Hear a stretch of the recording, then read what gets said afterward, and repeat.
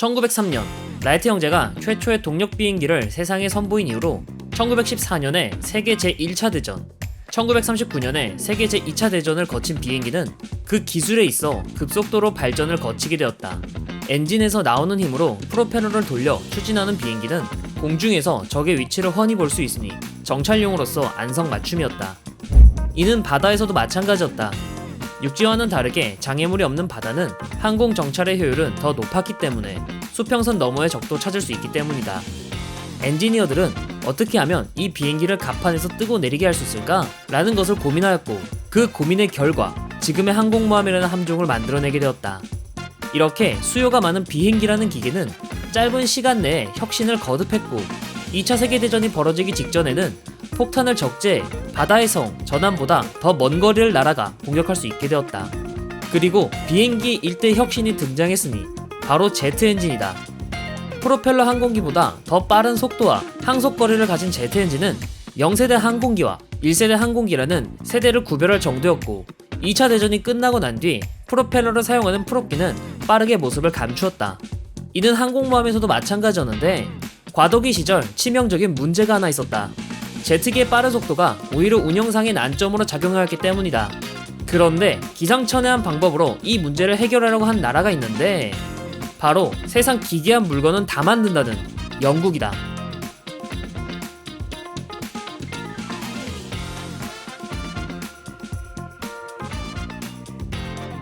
(2차) 대전 이후 항공모함이 현대전의 핵심이 될 것은 그 누구도 부정하지 않았다. 그렇기 때문에 해군 내에서는 전시에 사용한 프롭기를 빠르게 퇴역시키고 제트기로 넘어가는 것을 부정한 사람도 아무도 없었다. 우리가 사용하는 자동차와 큰 차이가 없는 엔진을 사용하는 프롭기는 프로펠러가 돌아가 항공기를 전진시키는 방식인데, 날개 끝부분이 음속을 넘어버리면 충격파가 발생해 오히려 항력이 증가해버려 음속 이상으로 비행하지 못한다는 단점이 있었다. 또한 공기가 희박해지는 고고도에서는 효율이 급락해버리는데, 이걸 커버하기 위해 더 많은 공기를 빨아주는 과급기를 추가 설치하면 엔진 구조가 복잡해지는 악순환이 반복되기 때문이다. 반면 제트 엔진의 경우 흡입된 공기를 여러 개의 블레이드를 통해 압축된 공기의 연료를 연소시키는 방식으로 프롭기에 비해 훨씬 구조가 단순하다. 그런 주제에 음속을 넘어 비행할 수도 있고, 추력도 프롭기와 비교해 훨씬 높으니 더 많은 무장을 탑재할 수 있어 군용 장비로는 이만한 추진 체계가 없었다. 이렇게 장점만 있는 것 같은 제트기지만 아쉽게도 문제점이 하나 있었는데, 낮은 속도일 때는 연소실에 충분한 양의 공기가 들어오지 않아 효율이 엄청 떨어졌고, 최악의 경우 엔진이 꺼져버리기도 했다. 그게 뭐가 문제야? 속도 올리면 그만 아님? 이라고 할 수 있는데, 지상에서 이착륙하는 항공기의 경우는 상관없지만 항공모함에 이착함해야 하는 항공기일 경우 이게 문제가 되었다. 흔히 항공모함에 착함하는 것을 통제된 추락이라고 많이 표현한다. 그도 그럴 게 항공모함은 갑판의 길이가 짧기 때문에 착함할 때 어레스팅 와이어로 강제로 제동을 걸어 착함하는 방식이었다. 그래서 파일럿들은 착함을 위해 비행기 꼬리에 있는 후크를 와이어에 걸었는데, 프롭기의 경우 낮은 속도를 유지하기 좋아서 와이어에 후크를 걸 시간이 충분했다. 하지만 제트 엔진의 경우 낮은 속도에서는 안정적으로 비행을 유지할 수 없기에 높은 속도로 와이어에 제대로 후크를 걸어야 했고, 아무래도 프롭기와 비교해 후크를 걸 시간이 부족했다. 이 문제를 해결하기 위해 영국 해군 항공기 부서의 수석 과학자인 루이스 보딩턴은 과감한 아이디어를 하나 제안했는데, 한마디로 요약하면 랜딩 기어를 없애고 동체 착륙을 시키자는 뜻이었다. 동체 착륙은 랜딩 기어가 아닌 동체로 착륙하는 방법을 말한다. 항공기가 정상적인 방법으로 착륙이 불가능할 때 사용하는 긴급 착륙 방식을 말한다. 항공모함에서도 손상된 항공기의 동체 착륙은 빈번했다. 그때마다 갑판에서는 동체를 잡기 위해 네트를 펼쳐 항공기가 갑판 밖으로 흘러나가지 않도록 하였다. 하지만 루이스 보딩턴은 역발상으로 이 동체 착륙을 메인 착함 방법으로 하자고 제안한 것이다. 말하자면 통제된 추락 방식을 버리고 통제할 수 있는 추락으로 바꾸자는 거다. 이를 위해 항공 갑판에 넓게 고무를 깔아 제동 겸 충격을 흡수하도록 하였다. 이렇게 갑판에 고무를 깔아버리니 랜딩 기어는 필요 없게 되고, 랜딩 기어의 순환에 필요한 공간과 장치가 필요 없기 때문에 기체 중량이 약 15%나 가벼워진다는 장점이 있었다. 항공기를 그대로 갑판에 착륙시킨다는 아이디어는 무슨 약을 해야 실행할 생각을 하는지 궁금해질 지경이었지만, 우리의 생각과는 다르게 생각보다 영국 해군은 이 아이디어를 받아들였고 진지하게 임한 테스트였다. 당시에는 제트기를 가장 확실하게 착함시킬 수 있는 아이디어였기 때문이다. 그렇게 항공모함에 적용하기 전에 실험적인 성격으로 판보르 해안에서 실험을 위해 고무 갑판이 설치되었다. 항공기의 동체를 갑판에 그대로 내려 찍는 이 테스트는 특별히 개조된 C 뱀파이어 TG286으로 영국 해군 에릭 브라운 소령이 진행했다. 항공기와 갑판이 모두 손상되기도 했지만 거듭된 테스트 끝에 항공모함에 적용시킬 만한 결과를 얻어냈다. 테스트 결과에 자신감이 붙은 영국 해군은 드디어 해상에서도 실험을 시작하는데, 해상에서의 실험은 1948년 콜로서스급 7번함 HMS 워리어에 갑판에 추가로 고무 갑판을 장착하는 것으로 이루어졌다. 이 갑판 위에 내리찍을 비행기를 붙잡기 위해 어레스팅 와이어가 고무 갑판 위에도 증설되었다. 고무 갑판 속에는 에어 바운스처럼 압축 공기를 채워 착함 시 과도한 충격을 방지했고, 표면에도 물을 뿌려 마찰력으로 기체가 파손되는 것에 대비했다. 이걸 생각한 것도 참 기괴하지만 이걸 또 테스트를 성공했다는 것도 대단하다고 해야 하나? 이쯤 돼서 이런 의문이 들 수도 있다. 잠깐만, 착함을 할 수 있다는 건 알았는데 기체에 바퀴도 없는데 이 함은 어떻게 하지? 그건 이렇게 고무 갑판에 착함한 함재기는 크레인으로 끌어올려 고무 갑판 앞쪽에 일반 갑판으로 이동하였다.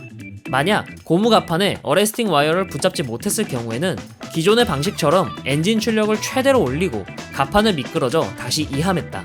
여러 차례의 안정적인 착함은 항공기가 랜딩 기어 없이 착함하는 것에 대한 가능성을 입증했지만, 그와 동시에 근본적인 문제점도 함께 드러났다. 이러한 착함 방식의 문제는 대부분의 파일럿이 착함할 수 있냐는 것이었다. 안 그래도 어려운 항공모함 착함인데 그대로 동체를 부딪혀야 한다는 심리적 압박감이 당연히 있었으며, 심지어 고무 갑판 또한 후방의 일부에 설치되었을 뿐이고 나머지는 일반적인 갑판이었기 때문에 착함 위치가 잘못될 경우 착함이 아니라 카미카제를 하는 상황이 나올 수도 있었다.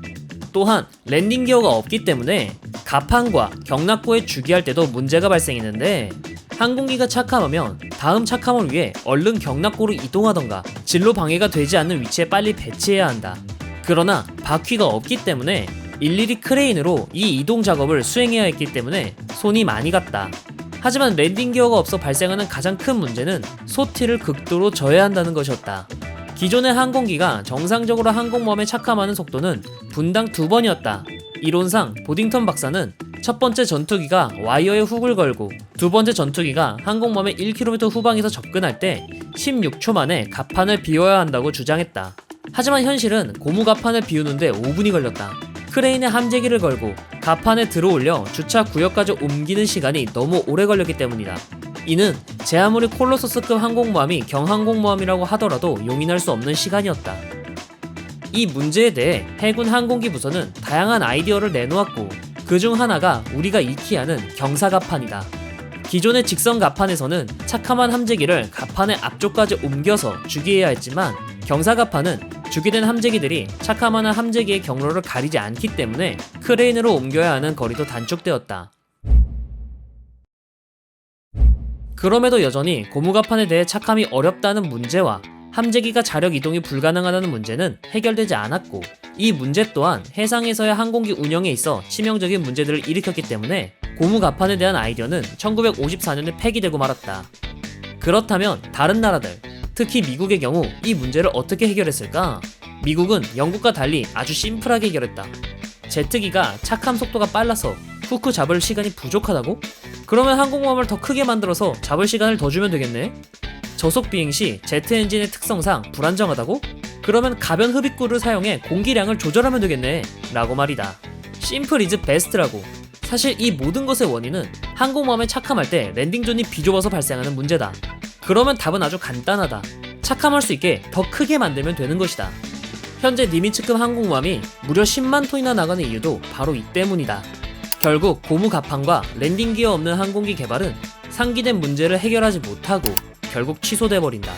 비록 고무 갑판은 실패했지만 경사 갑판에 대한 아이디어는 살아남아 1952년 HMS 트라이엄프와 USS 미드웨이의 갑판에 경사진 라인을 그려 실험되었다. 그러니까 라인은 경사졌지만 착함 장치는 갑판의 중심선과 일치하던 것에서 발전해 USS 엔티덤은 라인을 따라 설치된 기초적인 장치로 완전한 착함에 성공해 경사 갑판의 효율성을 입증했다. 경사 갑판은 갑판의 전방에서는 이함을 수행하면서 후방에서는 착함을 동시에 수행할 수 있었고, 착함하는 파일럿들의 전방에 장애물이 없으므로 심리적으로 조금 더 편안하게 할 수 있었다. 자신의 효율성을 입증한 경사갑파는 처음부터 이를 장착한 HMS 아크로열 이후로 진수되는 대형 항공모함들의 필수적인 요소가 되었다. 항공모함을 크게 만든다는 심플한 방법을 택한 미국도 경사갑파는 항공기 운영에 있어 이점이 많았기에 주저없이 택한 구조이다. 온갖 기괴한 것은 영국이 다 만든다는 말이 있다. 갑판을 곰으로 만들고 거기에 통통 떨어진다는 정신나간 실험은 결과적으로 영국이 영국한 기행이었다. 하지만 이는 더 빨라진 함재기에 의해 생긴 운영상의 난점을 어떻게든 해결해 보려고 고심 끝에 나온 아이디어였다. 영국도 할 수만 있다면 그냥 항공모함의 크기를 속 시원하게 늘려서 해결하고 싶었겠지만 전후 쪼들리는 경제 사정의 압박 탓에 항공모함을 키우기는커녕 있던 것들마저 퇴역 절차를 밟을 수밖에 없다는 현실적인 이유도 한몫했다. 비록 고무갑파는 실패한 아이디어로 끝났지만 이러한 기행 끝에 현대 슈퍼캐리어의 기초가 되는 설계를 낳게 되는 게 아닐까?